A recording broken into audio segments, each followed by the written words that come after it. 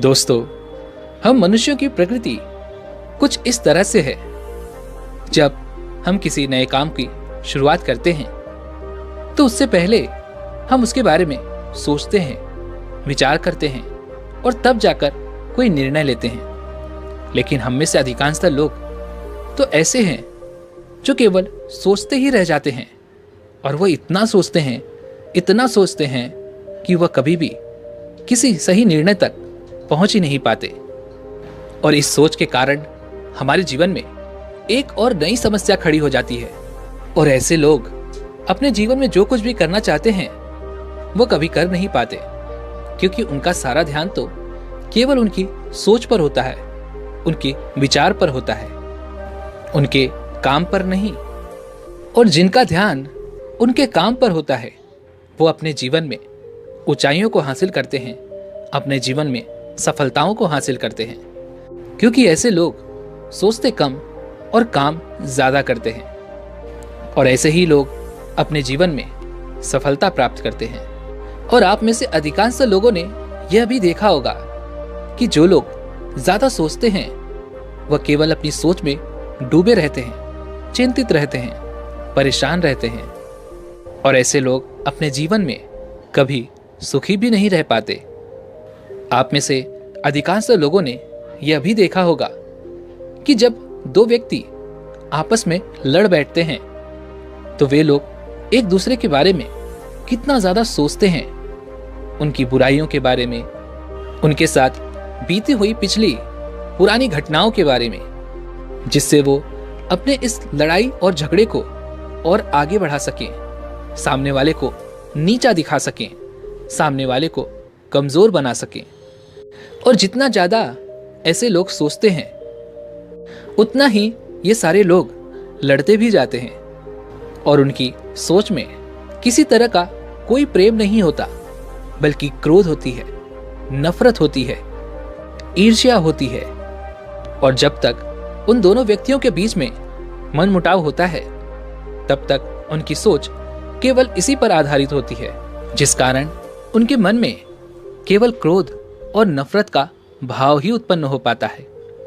इसीलिए कहते हैं कि हमें सोच समझकर सोचना चाहिए, विचार करना चाहिए और कभी भी ज्यादा नहीं सोचना चाहिए। अगर वास्तविकता देखी जाए तो जिन लोगों को अपने मार्ग का पता होता है, अपने लक्ष्य का पता होता है, उन्हें यह पता होता है कि उन्हें कहां जाना है, वैसे लोग अपने जीवन में सोचते कम और काम ज्यादा करते हैं, क्योंकि उन्हें पता है कि उन्हें उनकी मंजिल तक पहुंचना है, जिस कारण वो अपना समय सोचने में व्यर्थ नहीं करते, बल्कि अपनी मंजिल को पाने के लिए लगातार निरंतर चलते रहते हैं। वहीं पर दूसरी तरफ जो लोग अधिक सोचते हैं उन्हें अपने मार्ग का पता नहीं होता, ना ही उन्हें यह पता होता है कि उन्हें जाना कहां है। वह तो केवल भटक रहे होते हैं, क्योंकि उनकी जिंदगी का कोई मकसद नहीं होता।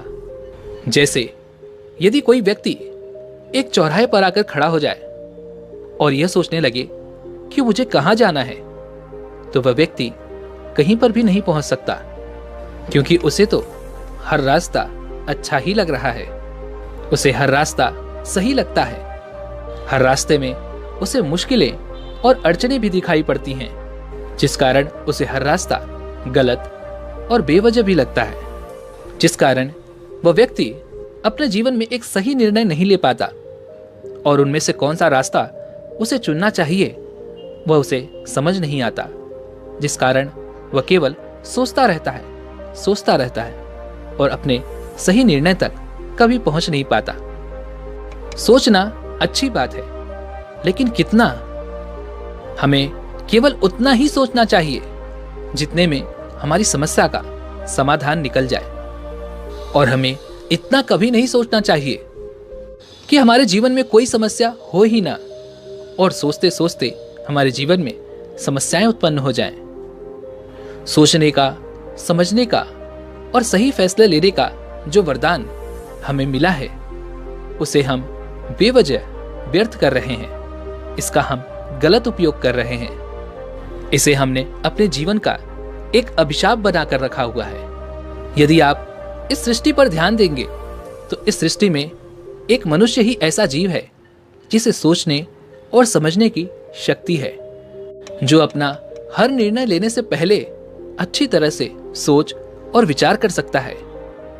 पर हम में से अधिकांशतः लोग अपने इस सोचने की शक्ति को व्यर्थ ही जाया करते हैं।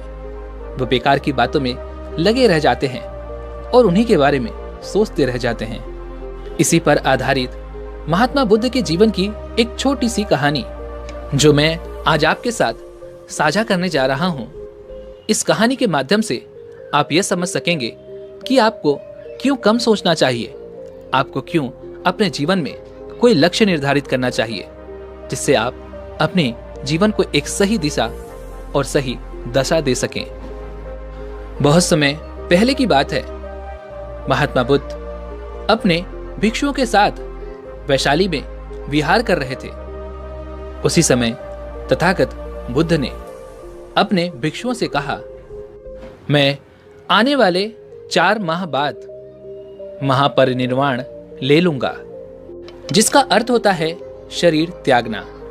आगे महात्मा बुद्ध कहते हैं कि मैं अब इस शरीर को त्यागने वाला हूं, मेरा समय आ चुका है, मैं ज्यादा दिन तुम्हारे साथ अब नहीं रह सकता। इसलिए तुम में से जो कोई भी जो कुछ भी करना चाहता है, मुझसे जो कुछ भी जानना चाहता है, वह मुझसे कह सकता है। यदि तुम में से किसी को मुझसे कुछ पूछना है तो तुम मुझसे पूछ सकते हो। तुम्हारे पास अभी 4 माह का समय है, इसके बाद मैं तुम्हारे साथ नहीं रहूंगा। इसलिए तुम में से जो कोई भी मुझसे जो कुछ भी जानना चाहता है वह मुझसे पूछ सकता है।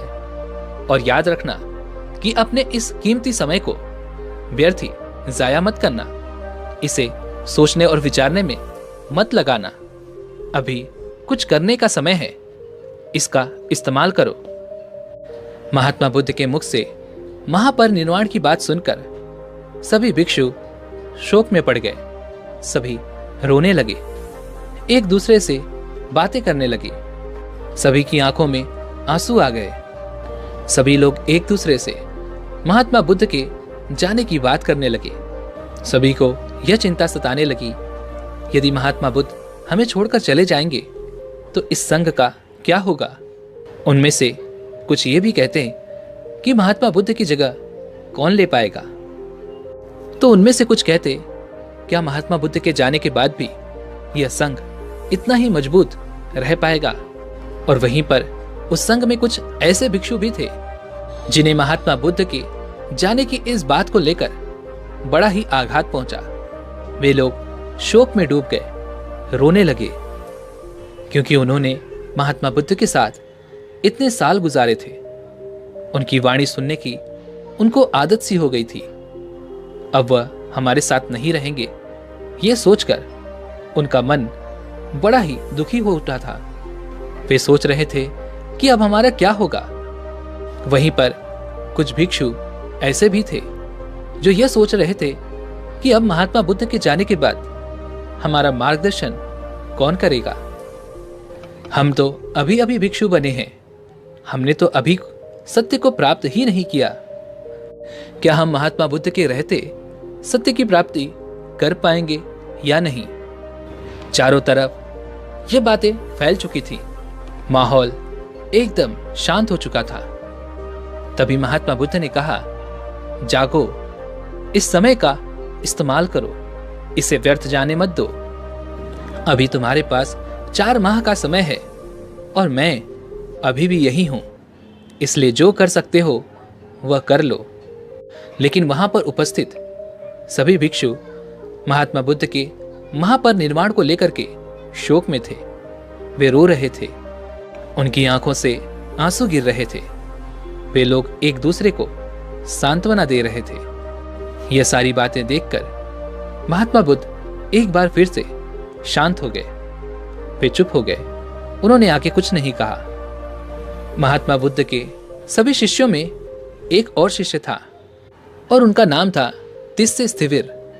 वह भी महात्मा बुद्ध से मिलने के लिए विहार पहुंचे और जब उन्हें पता चला कि महात्मा बुद्ध महापरिनिर्वाण लेने वाले हैं और उनके पास केवल अब 4 माह का ही समय बचा हुआ है, तो उन्हें ऐसा लगा मानो वह एक चौराहे पर खड़े हैं, जहां से आगे जाने का रास्ता उन्हें खुद तय करना होगा। उन्हें किस मार्ग पर आगे जाना है, ये उन्हें ही निश्चित करना होगा। उन्हें यह समझ में आ चुका था कि महात्मा बुद्ध के जाने के बाद उन्हें समझाने वाला कोई नहीं होगा, उनका मार्गदर्शन करने वाला कोई नहीं होगा। चारों तरफ केवल अंधेरा ही अंधेरा होगा। वह पूरी तरह से चौंक गए और उन्हें अपने आने वाली स्थिति का आभास हो गया। आभास होना एक बहुत ही अच्छी स्थिति होती है, क्योंकि यह आपको जागरूक करती है, आपको यह समझाती है कि क्या सही है और क्या गलत। लेकिन एक ऐसी सोच भी होती है जो आपको सही और गलत का फर्क नहीं बता सकती। आप उसमें डूब जाते हैं और यह भूल जाते हैं कि आप क्या सोच रहे हैं, आपको कहां जाना है, आपकी मंजिल कहां है और आपको कौन सा रास्ता चुनना चाहिए। और ऐसी सोच आपका पूरा जीवन व्यर्थ ही बर्बाद कर देती है। तिस्सो ने अपने चारों ओर देखा।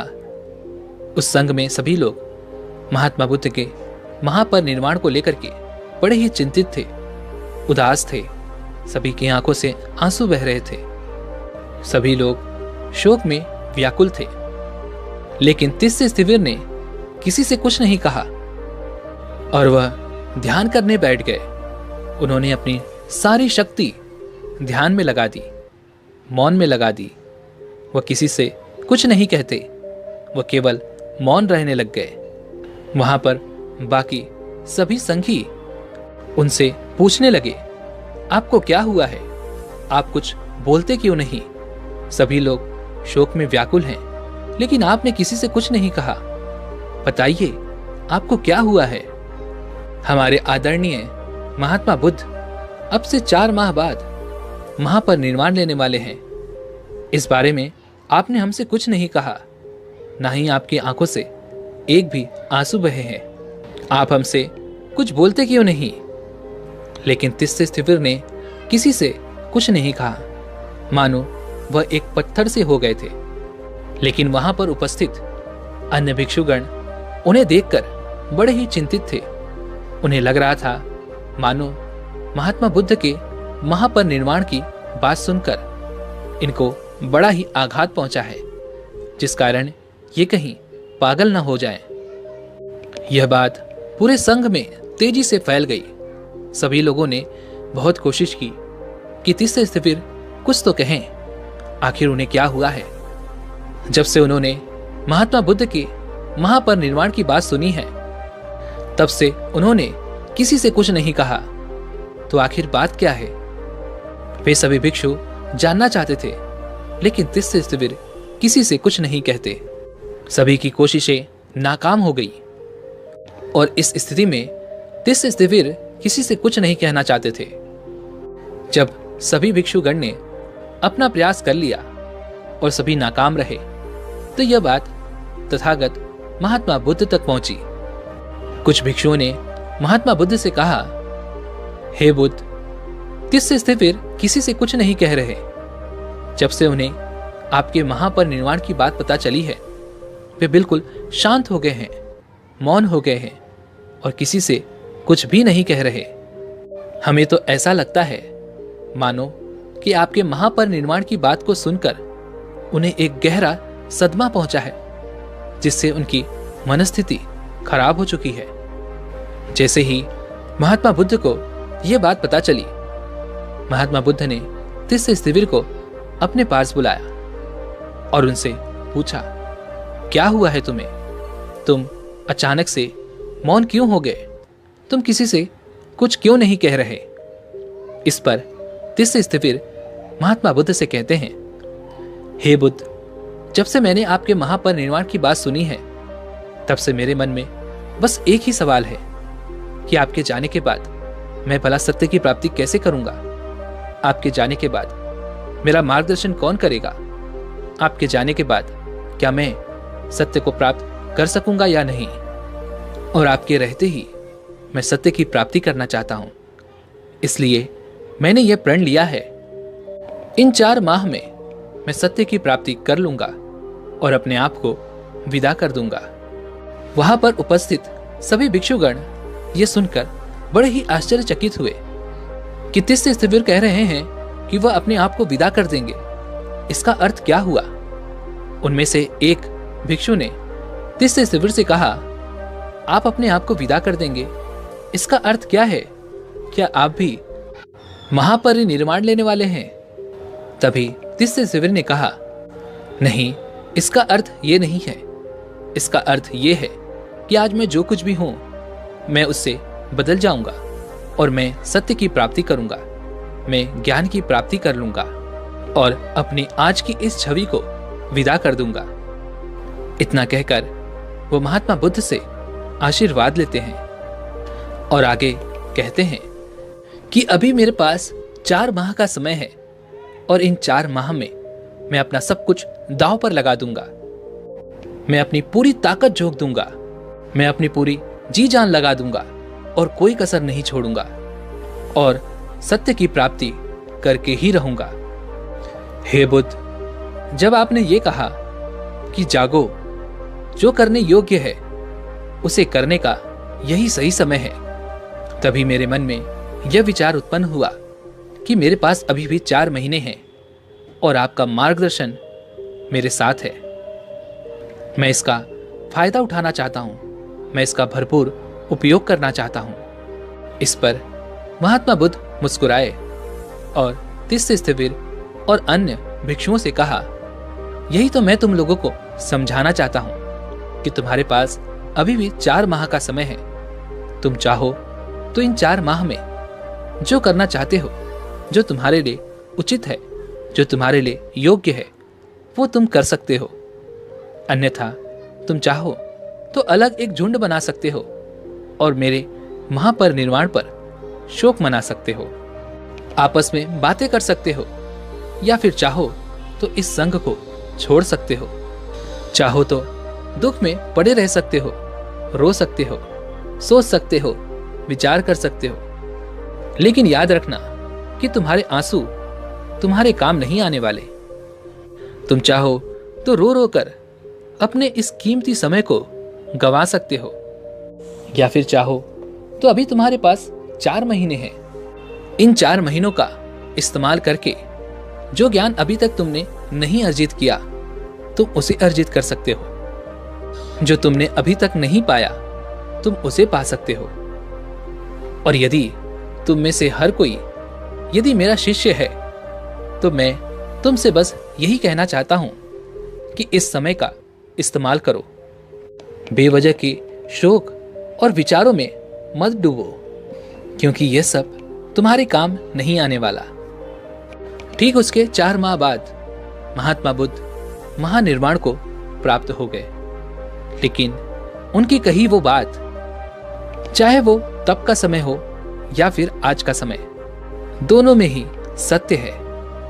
क्योंकि विचारों की इस दुनिया में हम विचारों में कुछ इस तरह से उलझ जाते हैं कि 4 महीने तो क्या, हमारा पूरा जीवन विचारों में ही बीत जाता है।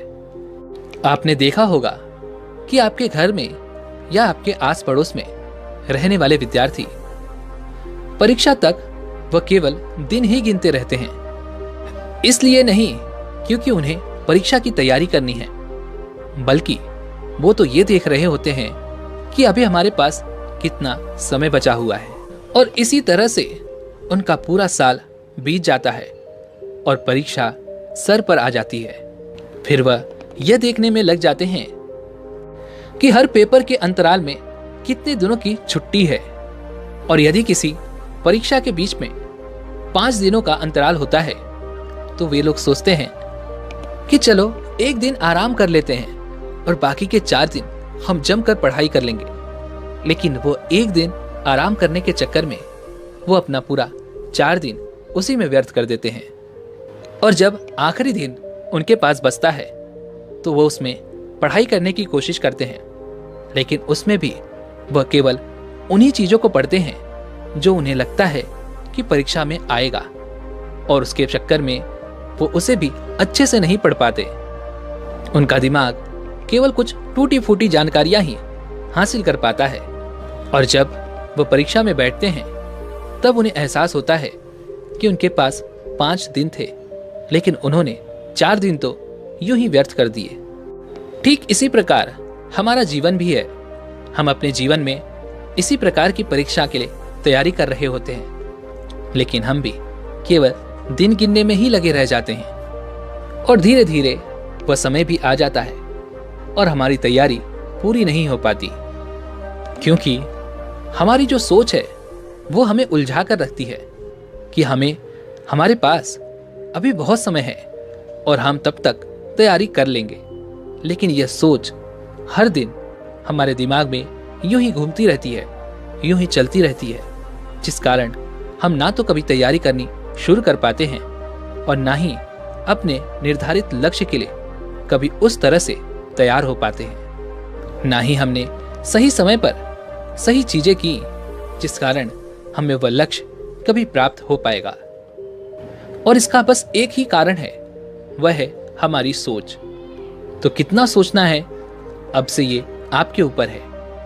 तो यदि आप अधिक सोचने और विचार करने में समय देना चाहते हैं तो आप दे सकते हैं, लेकिन यदि आप अपने लक्ष्य पर पहुंचना चाहते हैं, अपने किसी लक्ष्य को हासिल करना चाहते हैं, तो तैयारी आपको आज से ही शुरू करनी होगी और व्यर्थ की सोच को अपने दिमाग से निकालना होगा, क्योंकि इसी सोच के कारण हम कभी भी अपने लक्ष्य तक नहीं पहुंच पाते। मैं ऐसा नहीं कहता कि हमें सोचना और विचारना नहीं चाहिए, लेकिन हमें सिर्फ उचित मात्रा में ही सोच और विचार कर एक सही निर्णय ले लेना चाहिए।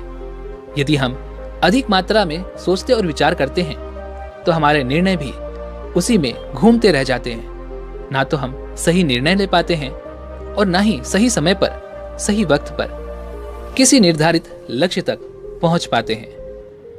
इसलिए कम सोचिए और काम ज्यादा कीजिए। यदि आप ज्यादा सोचने में लगे रहे तो आप अपने जीवन में कभी भी कुछ भी हासिल नहीं कर पाएंगे।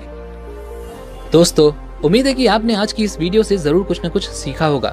तो इस वीडियो को लाइक और अपने दोस्तों के साथ शेयर करना बिल्कुल मत भूलिएगा, और हमें ऐसे ही सपोर्ट करने के लिए चैनल को सब्सक्राइब और घंटी बटन को जरूर से दबा दीजिएगा। चलिए मिलते हैं ऐसे एक और वीडियो में, तब तक के लिए अपना ख्याल रखें। धन्यवाद।